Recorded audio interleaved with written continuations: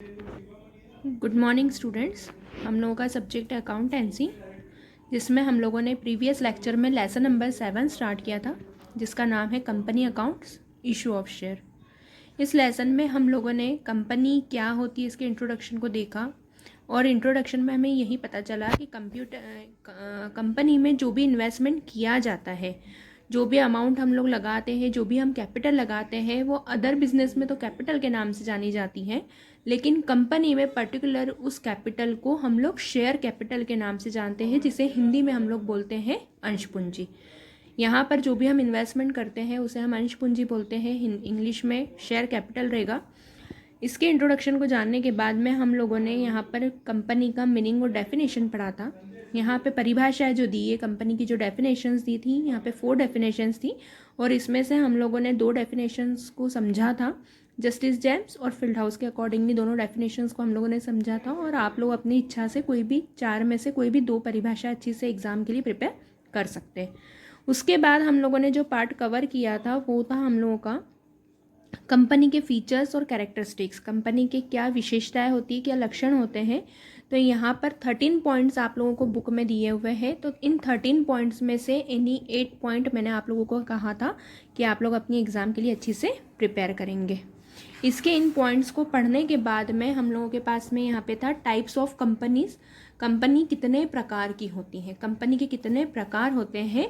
तो यहाँ पे कंपनियों के प्रकार के लिए यहाँ पे हमें क्लासिफिकेशन दिया हुआ था कंपनी का। यहाँ पर उनको कितने पार्ट्स में हम डिवाइड कर सकते हैं, कितने कैटेगरीज में डिस्ट्रीब्यूट कर सकते हैं। तो यहाँ पे एक चार्ट के थ्रू हमें बताया था, जिसमें था on the basis of liabilities, on the basis of number of members, और था on the basis of size.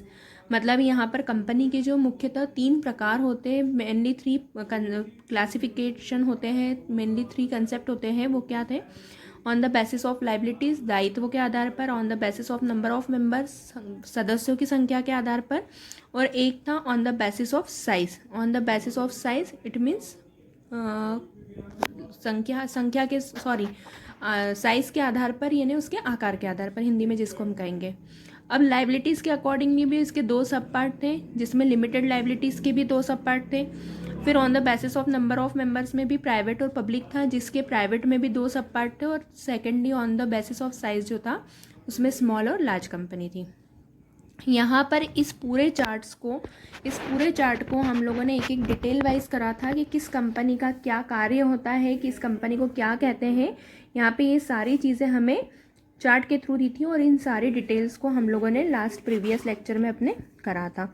Company में इसके फॉर्मेशन को समझा था हम लोगों ने कि कंपनी का फॉर्मेशन किस तरह से होता है, यानी कंपनी का निर्माण किस तरह से होता है, कंपनी को ओपनिंग करने की जो प्रोसेस होती है वो कैसे होती है। तो यहाँ पर हम लोगों ने इसे भी पूरा डिटेल वाइज करा था। इसके 6 पॉइंट्स होते हैं। इन 6 पॉइंट्स को हम लोगों ने अपने प्रीवियस लेक्चर में स्टेप बाय स्टेप समझा था कि किस तरह से क्या क्या प्रोसेस हमें कंपनी की ओपनिंग के समय फॉलो करना होती है।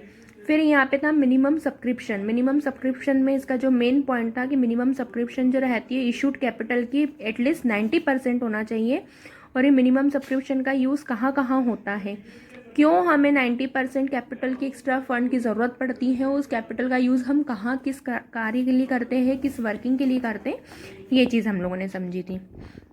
अब हम लोगों का जो मेनली पार्ट स्टार्ट हो रहा है वो है important documents of a company. Important documents of a company, यानी कंपनी में कौन से डॉक्यूमेंट्स को इम्पॉर्टेंस दी जाती है, या कंपनी के लिए कौन से डॉक्यूमेंट इम्पॉर्टेंट होते हैं।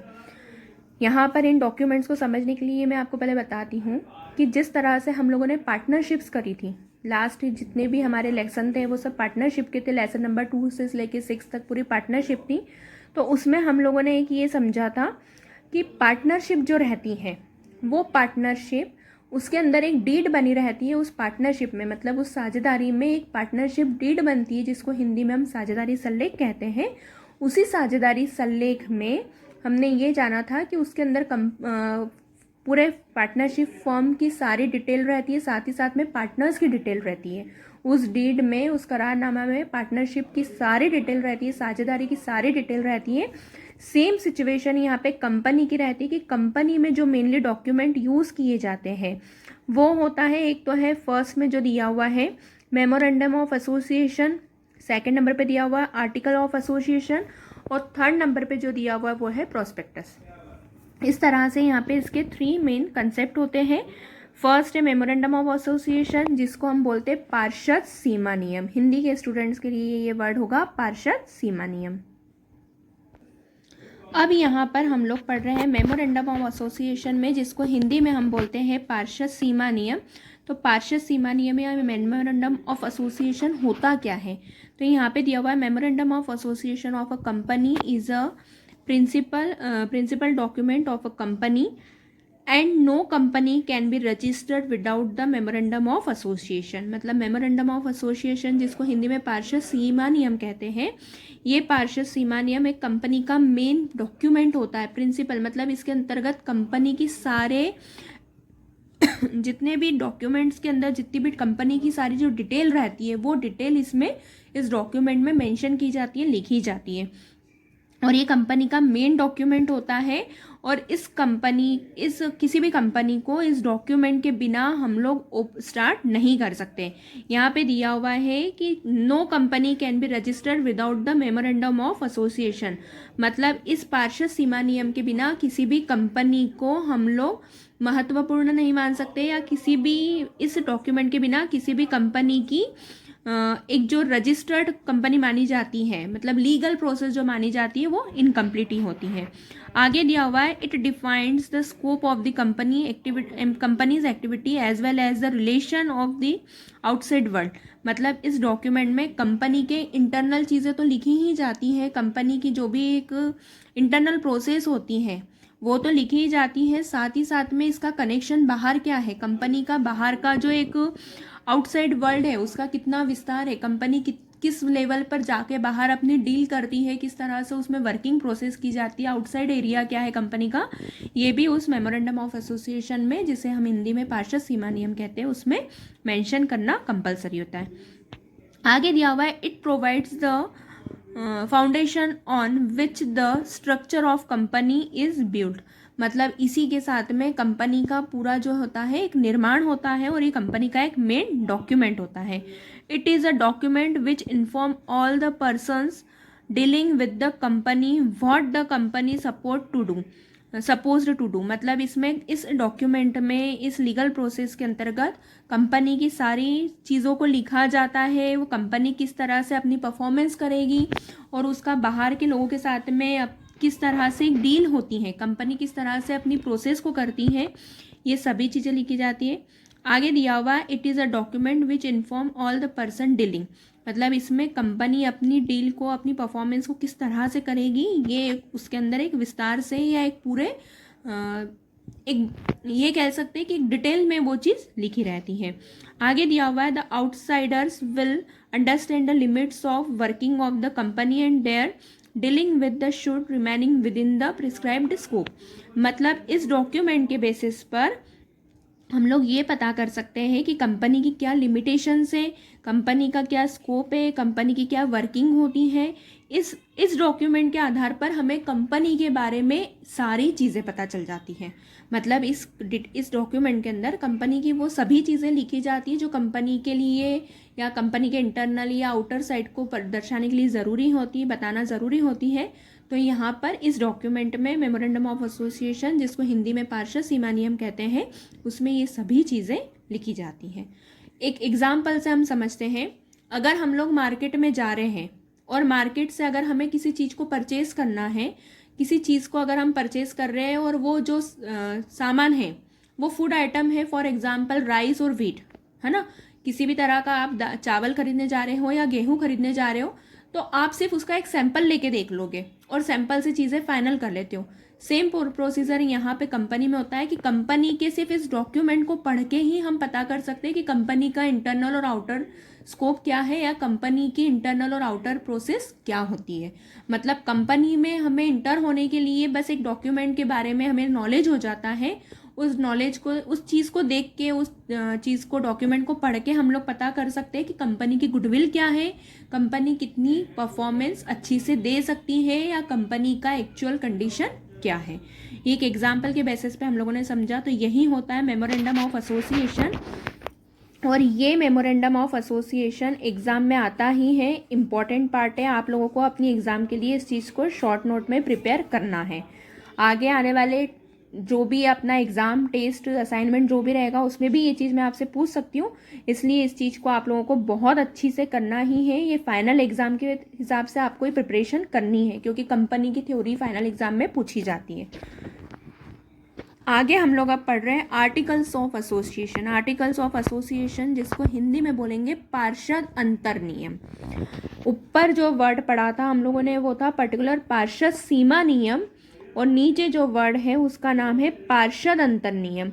पार्षद अंतर नियम यानी आर्टिकल्स ऑफ एसोसिएशन, जिसको हम लोग पढ़ते हैं the rules and regulation which are form in the internal management of the company are set out in a document named article of association.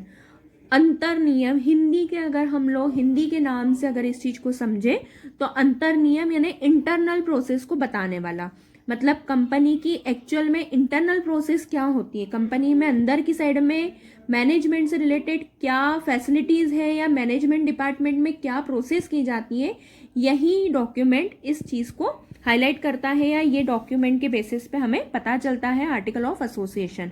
Hindi में इसका नाम दिया हुआ है अंतर नियम। अंतर नियम का अगर हम प्रोनाउंसिएशन प्रॉपर समझे, हिंदी में मतलब समझ रहे अगर अंतर नियम का, तो अंदर के कंपनी की इंटरनल प्रोसेस में कंपनी के अंदर होने वाले जो भी मैनेजमेंट डिपार्टमेंट रहता है, जो भी व्यावसायिक प्रबंध रहता है, उस प्रोसेस क्या है, उसकी प्रोसेस क्या है, उनका परफॉर्मेंस क्या है, तो ये आर्टिकल ऑफ एसोसिएशन से हमें पता चलता है। और ये कंपनी का एक इंटरनल डॉक्यूमेंट होता है और इम्पॉर्टेंट डॉक्यूमेंट होता है। जिस तरह से मेमोरेंडम ऑफ एसोसिएशन कंपनी के इंटरनल और आउटर दोनों प्रोसेस को बताता है, उसी तरह से आर्टिकल ऑफ एसोसिएशन कंपनी की इंटरनल प्रोसेस को स्ट्रांगली कवर करता है और स्ट्रांगली उस डॉक्यूमेंट में इन सब चीज़ों को हाईलाइट करता है। आगे दिया हुआ है it determines the rights and duties of the directors, other officers and other employees of the company.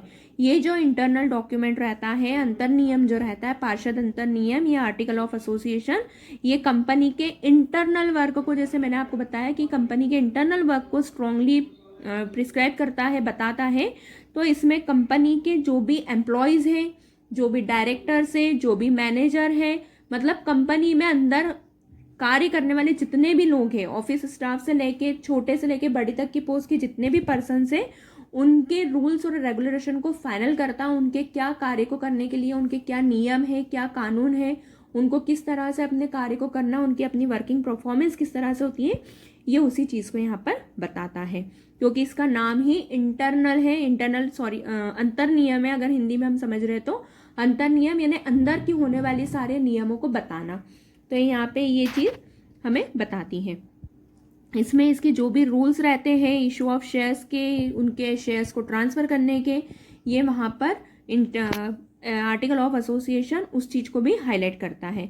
आगे दिया हुआ है companies limited by share can manage there affairs from the affair even without making their on articles of association. मतलब कोई भी company अपनी इस एक डॉक्यूमेंट के बिना कंपनी के इंटरनल वर्किंग को या इंटरनल प्रोसेस को डिसाइड नहीं कर सकती है। और अगर कंपनी के अंतर्गत कार्य किया जा रहा है तो कंपनी को ये एक डॉक्यूमेंट रखना कंपलसरी होता है, क्योंकि ये कंपनी का एक रजिस्टर्ड डॉक्यूमेंट होता है। कंपनी तो बन गई, लेकिन किसके हिस्से में कौन सा काम जाएगा, हम लोगों ने अपना वर्क डिस्ट्रीब्यूशन किस तरह से करा है, ये हमें तभी पता चलेगा जब हम लोगों ने ये डॉक्यूमेंट बना के रखा है। और ये डॉक्यूमेंट जो रहता है ये गवर्नमेंट्स के रूल्स को फॉलो करते हुए बनाया जाता है, और ये भी हमारे कंपनी का एक इम्पॉर्टेंट डॉक्यूमेंट ही होता है, जैसा हमारा मेमोरेंडम ऑफ एसोसिएशन था। तो इस वाले पॉइंट को भी आप लोगों को शॉर्ट नोट में प्रिपेयर करना, और ये भी इम्पॉर्टेंट पार्ट है। अब इन दोनों पार्ट्स को समझने के बाद में हम लोग पार्ट कवर कर रहे हैं प्रोस्पेक्टस।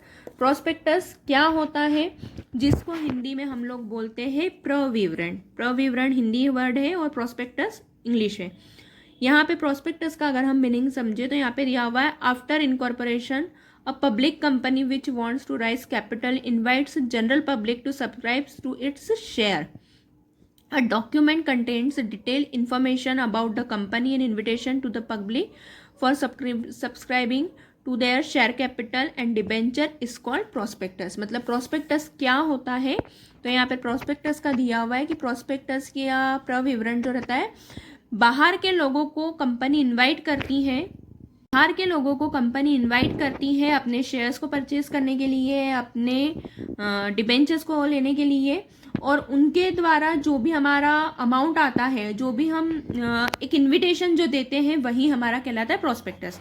मतलब हमारी शेयर्स को परचेज करने के लिए जो भी हम लोगों को बुलाते हैं, जो भी हमारी कॉलिंग रहती है, वही इन्फॉर्मेशन और वही कॉलिंग जो रहती है वो यहाँ पे प्रोस्पेक्टस के नाम से जानी जाती है, जिसे हिंदी में हम लोग बोलते हैं प्रविवरण। अब ये जो प्रविवरण रहता है, ये जो प्रोस्पेक्टस रहता है, ये सिर्फ और सिर्फ पब्लिक कंपनी के द्वारा ही किया जाता है।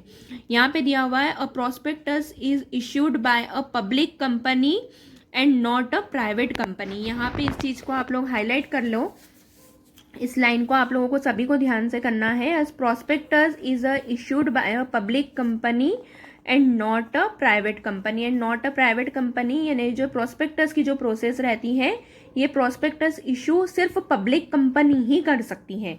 मतलब सरकारी कंपनियों की मान्यता प्राप्त जो कंपनियां रहती है, वो ही कंपनी अपनी तरफ से प्रोस्पेक्टस इशू कर सकती है। पब्लिक कंपनी ही इस चीज़ को इशू करेगी, प्राइवेट कंपनी के पास में इसकी अथॉरिटी नहीं होती है। तो इस चीज़ को मैंने हाईलाइट किया है। आप लोग भी अपनी बुक में जब अपने नोट्स प्रिपेयर करेंगे तो इस चीज़ को मेनली ध्यान रखना, और अपने शॉर्ट नोट में इस लाइन को ज़रूर लिखना कि a prospectus is issued by a public company and not a private company. इसका हिंदी में अगर हम मतलब समझ रहे हैं, मीनिंग समझ रहे हैं, तो ये यही हो रहा है कि जो प्रोस्पेक्टस रहते हैं, जो प्रविवरण रहते हैं, ये केवल पब्लिक कंपनी के द्वारा ही दिए जाते हैं, प्राइवेट कंपनी के द्वारा नहीं। ठीक है, अब ये वाला पार्ट भी आप लोगों का इम्पॉर्टेंट है, इसमें भी आप लोगों को शॉर्ट नोट प्रिपेयर करना है एग्जाम के पर्पज से। अब प्रोस्पेक्टस के क्या ऑब्जेक्ट्स होते हैं, इसके कैसे कार्य होते हैं या इसके क्या उद्देश्य होते हैं, वो हम समझ लेते हैं। Following are the main objects of issues of a prospectus, issuing of a prospectus. मतलब प्रोस्पेक्टस को देने के लिए भी हमारे कुछ ऑब्जेक्ट्स होते हैं, कुछ मेन रूल्स होते हैं, रूल्स को ही हमें यहाँ पे फॉलो करना पड़ता है। वो रूल क्या है, तो यहाँ पे दिया हुआ है inviting public to subscribe to the share and debenture of the company. मतलब सबसे पहले हम लोग पब्लिक को इन्वाइट करेंगे, यहाँ पे आमंत्रित करेंगे अपने ऋण पत्रों और अंश खरीदने के लिए, मतलब अपने शेयर्स और डिबेंचर्स को परचेज करने के लिए हम नॉर्मल पर्सन्स को या कंपनी के बाहर जो पब्लिक रहती है उनको इनवाइट करते हैं इन चीज़ों को परचेज करने के लिए। आगे दिया हुआ है to bring to the notice and the public that a new company has been form. मतलब यहाँ पे हम लोग जब पर्सन्स को बुलाते हैं, बाहर की पब्लिक को हम लोग इन्वाइट करते हैं, तो जब हम लोग इन्वाइट करते हैं तो हम लोग कंपनी के बारे में ये बताते हैं कि एक नई कंपनी की ओपनिंग हो रही है या एक नई कंपनी फॉर्म्ड हो रही है, मतलब यहाँ पे स्थापित हो रही है। मतलब कंपनी की स्थापना हम लोग जनता को देते हैं या पब्लिक को देते हैं। आगे दिया हुआ है इसमें accepting the responsibilities of the facts given to the public on issue of share and debenture. मतलब कंपनी की तरफ से जो भी एक उसकी फॉर्मेलिटीज़ रहती है, वो उस फॉर्मेलिटीज़ को पूरा करते हुए कंपनी के जो भी एक मैनेजमेंट डिपार्टमेंट रहता है, वो इस अपनी तरफ से रिस्पॉन्सिबिलिटीज़ लेता है कि हाँ, कंपनी की तरफ से जो भी आपको इन्फॉर्मेशन दी जा रही है वो करेक्ट है। मतलब जो हायर पोस्ट के पर्सन रहते हैं उन्हें ये श्योरिटी देनी पड़ती है पब्लिक को कि ये सब चीज़ें एक्चुअल है और एग्जैक्ट है। आगे दिया हुआ है 3rd नंबर का point, it outlines is details the term and condition on which the share और debenture are being offered of the to the public. मतलब यहाँ पे हम लोग जो भी हमारे बिजनेस में जो भी इन्वेस्टमेंट कर रहा है, जो भी पर्सन बाहर की जो आम जनता या जो पब्लिक को हमने इन्वाइट किया है, वो पब्लिक जब हमारे बिजनेस में एक्चुअल में आती है, कंपनी में जब एक्चुअल में आती है, तो हम लोग उनको कंपनी की शर्तें बताते हैं, शर्तों का विवरण देते हैं। मतलब उनको हम हमारे बिजनेस की टर्म्स कंडीशंस क्या है ये बताते हैं, और साथ ही साथ में उन्हें कंपनी के लिए ट्रस्ट हो, कंपनी को वो एक्चुअल में माने, कंपनी के प्रति उनकी एक सच्चाई है या कंपनी के प्रति उनका जो विश्वास है वो बना रहे, ये हम लोग कोशिश करते हैं। और ये सारी जो रिस्पॉन्सिबिलिटीज़ रहती है वो हमारे डिपार्टमेंट की हेड ऑफ द पर्सन की रहती है। अब यहाँ पे हम लोगों ने जो अभी पढ़ा था वो था important document of a company. उस इम्पॉर्टेंट डॉक्यूमेंट में हमने फर्स्ट पढ़ा था मेमोरेंडम ऑफ एसोसिएशन, जिसको हम बोलते हैं पार्षद सीमा नियम, आर्टिकल्स ऑफ एसोसिएशन, पार्षद अंतर नियम, और साथ ही साथ में हम लोगों ने पढ़ा प्रोस्पेक्टस, जिसका हम लोग हिंदी में नाम लेते हैं प्रविवरण। अब यहाँ पे प्रविवरण के या प्रोस्पेक्टस के मेन ऑब्जेक्ट्स पढ़े हम लोगों ने। ऑब्जेक्ट्स पढ़ने के यहाँ पे दिया हुआ है statement in due of prospectus, मतलब जब भी हमें स्थापना करनी है, प्रविवरण यदि हमें देना है, मतलब हम लोग जब प्रोस्पेक्टस को इशू करना चाहते हैं कंपनी के नाम से, जब हम प्रोस्पेक्टस निकालते हैं तो उसकी प्रोस्पेक्टस की क्या प्रोसीजर होती है, प्रोस्पेक्टस कैसे हम निकालेंगे, उसमें क्या चीज़ें लिखना ज़रूरी है कि सामने वाली पर्सन को या पब्लिक को उसके ऊपर ट्रस्ट हो कंपनी के लिए। तो यहाँ पे दिया हुआ है sometimes the promoters of a public company decided not to approach the general public to resigning necessary capital. They are hopeful the rising funds from the friends and relation or thought underwriters. यहाँ पे दिया हुआ है it that can a prospectus need not to be issued but a statement of lieu of a prospectus. मतलब प्रविवरण जो रहता है उसकी स्थापना जो रहती है, मतलब कभी कभी कंपनी क्या करती है कि अपनी अमाउंट को बाहर से कलेक्ट ना लेते हुए वो अपने फ्रेंड से, अपने कलीग से, अपने रिलेशन वालों से ही अमाउंट को कलेक्ट करने के लिए कोशिश करता है। लेकिन जब हमारा कलेक्शन प्रॉपर नहीं हो पाता है तो ऐसी सिचुएशन में हमें कंपनी की तरफ से एक प्रोस्पेक्टस निकालना पड़ता है, एक डॉक्यूमेंट निकालना पड़ता है, जिससे हमारा जो अमाउंट है कलेक्शन हो वो सही हो और हमारा काम स्मूथली चल पाए। और ये जो स्टेटमेंट होता है, यही स्टेटमेंट जो रहता है वो प्रोस्पेक्टस के नाम से या फिर प्रविवरण के नाम से जाना जाता है। आगे दिया हुआ है, और ये जो प्रोस्पेक्टेड रहता है, प्रोस्पेक्टस जो रहता है, जो रजिस्टर्ड रहता है पूरी तरह से, it forms is given to the company act, और ये कंपनी एक्ट के आधार पर कार्यालय में प्रस्तुत होता है। मतलब गवर्नमेंट की तरफ से जो एक रूल होता है प्रोस्पेक्टस इशू करने का, तभी हम लोग ये चीज़ कर सकते हैं, क्योंकि मैंने आपको स्टार्टिंग में ही बताया था कि ये जो प्रोस्पेक्टस रहता है ये गवर्नमेंट कंपनी, मतलब पब्लिक कंपनी की तरफ से ही इशू किया जाता है। तो जब कंपनी के पास में सफिशिएंट अमाउंट कलेक्ट नहीं हो पाती है तो ऐसी सिचुएशन में उस पर प्रोस्पेक्टस इशू करने की प्रोसीजर को करना पड़ता है। तो इस तरह से हमने इम्पॉर्टेंट डॉक्यूमेंट्स ऑफ कंपनी पढ़े, जिसमें article of association, article of association के साथ ही साथ में मेमोरेंडम ऑफ एसोसिएशन था, और आगे था प्रोस्पेक्टस, फिर प्रोस्पेक्टस के मेन ऑब्जेक्ट्स थे, और फिर आगे प्रोस्पेक्टस इशू करने की क्या प्रोसेस होती है ये हम लोगों ने जाना। अब यहाँ तक का पार्ट कवर होने के बाद में हम लोग जान रहे हैं शेयर क्या होता है। शेयर क्या होता है, तो शेयर का भी एक मतलब पूरी एक प्रोसेस रहती है, शेयर की भी पूरी थ्योरी है। शेयर क्या होता है ये अब हम लोग जानेंगे। अभी तक तो हम लोगों ने अपनी बिजनेस की असेट्स और लाइबिलिटीज़ के बारे में जाना, असेट्स और लाइबिलिटीज़ के बारे में जाना, यानी हम लोगों ने ये देखा कि बिजनेस में जो भी असेट्स आ रही हैं, जो भी लाइबिलिटीज़ हैं, वो हम लोगों ने बैलेंस शीट में लिखी थी। इसी तरह से अब हमें यहाँ पे शेयर के बारे में जानना है कि ये शेयर होते क्या हैं।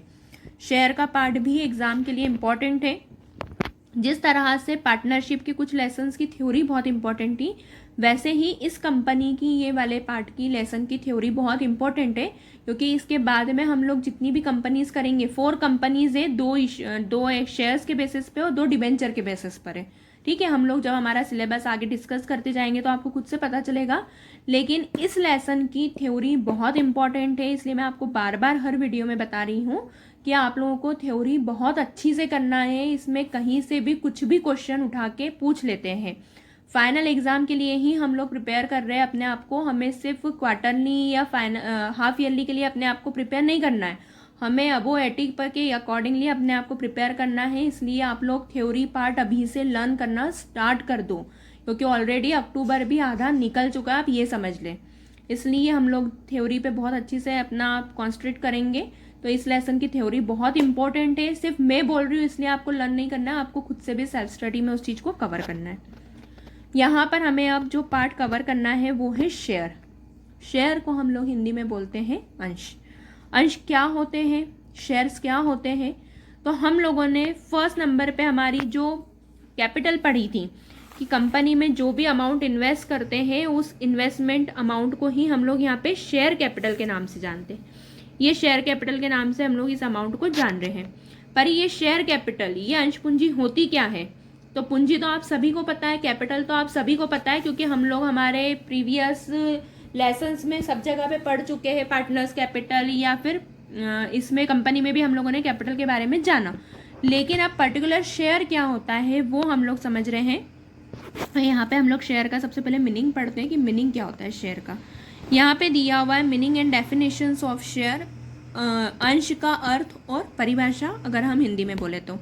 यहाँ पे दिया हुआ है total capital of the company is divided into unit of small units, each such unit in which the capital of the company is divided is called a share. In other words, a share is a unit in which the capital of company is divided. मतलब यहाँ पे हमको दोनों तरह से दे दिया है।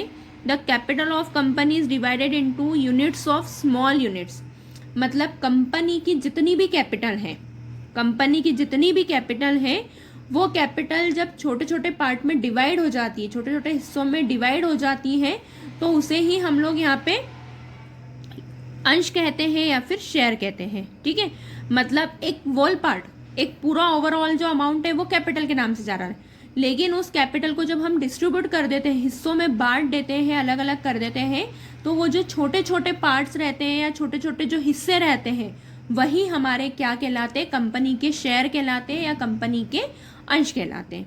आगे दिया हुआ है in other words a share is unit in which the capital of the amount company is divided, मतलब वही पूंजी या वही अंश जो कि पूरी पूंजी में से डिवाइड होते हैं, मतलब टोटल कैपिटल में से जिसे डिवाइड कर दिया जाता है तो वो डिवाइडेड पार्ट जो रहता है वही हमारा शेयर कहलाता है या फिर अंश कहलाता है। अब यहाँ पे according to Indian company act के अकॉर्डिंगली यहाँ पे हमारे पास डेफिनेशन दी हुई है, भारतीय कंपनी अधिनियम जिसको हम हिंदी में बोलते हैं।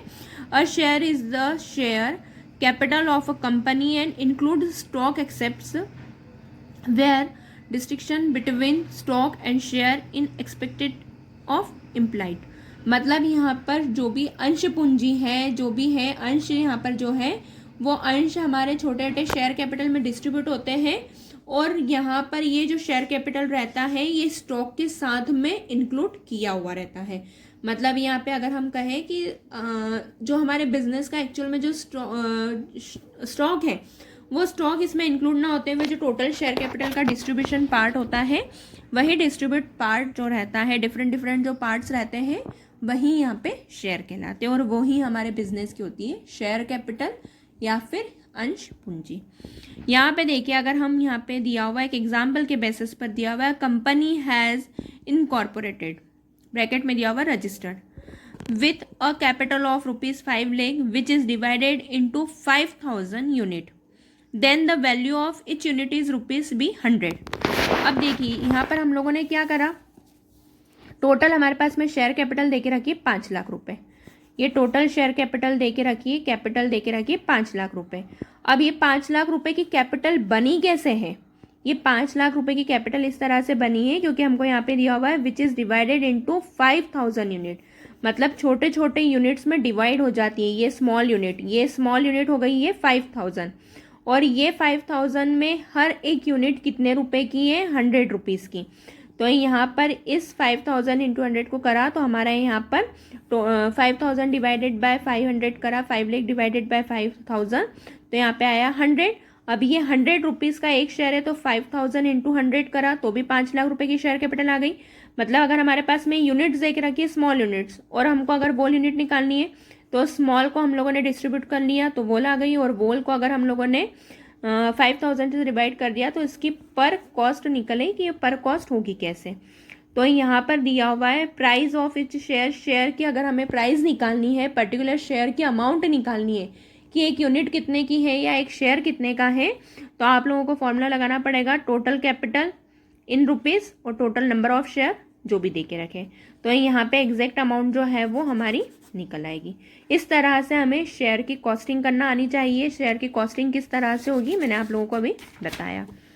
अब यहाँ पे दिया हुआ है नेचर ऑफ शेयर, शेयर का नेचर किस तरह से होता है, इनकी प्रकृति क्या होती है, अंश की प्रकृति क्या होती है। तो करंट असेट्स, हमेशा जो असेट्स शेयर रहते हैं वो कंपनी की करंट असेट्स में काउंट होते हैं, चल संपत्ति के रूप में काउंट होते हैं, चल संपत्ति के रूप में होते हैं। क्यों? क्योंकि इसके अंतर्गत कंपनी एसोसिएशन के इंटरनल मेमोरेंडम ऑफ एसोसिएशन की सारी डिटेल लिखी रहती है और इसके अंदर सारी मेथड जो रहती है वो डिस्क्राइब रहती है मेमोरेंडम ऑफ एसोसिएशन में। इसलिए हम बोल सकते हैं कि नेचर ऑफ असेट्स में ये पर्टिकुलर करंट असेट्स होती है। मिनिमम यूनिट, कंपनी की मिनिमम यूनिट कितने की है ये हमें पता चल जाता। तो share is a minimum unit of companies capital, therefore it can be further divided, it is used with capital. मतलब एक्चुअल कैपिटल से अगर हम इस चीज़ को डिवाइड कर देते हैं, बांट देते हैं, तो हमें यहाँ पे कंपनी की पर्टिकुलर मिनिमम यूनिट के बारे में पता चल जाता है। आगे दिया हुआ है इशूड इन लार्ज नंबर। तो members of a company राइज्ड all over the world, hence share is issued in a large number. मतलब कंपनी जो भी रहती है वो हमेशा एक बड़े लेवल पर परफॉर्मेंस करती है, अपनी वर्किंग करती है। तो जितने हमारे कंपनी के मेंबर रहेंगे उतनी हमारी शेयर कैपिटल भी होगी और उतना ही हमारा शेयर डिस्ट्रीब्यूशन होगा, कंपनी का उतना ही नाम होता है। In the form of goods, यहाँ पे दिया हुआ है माल या वस्तु के रूप में।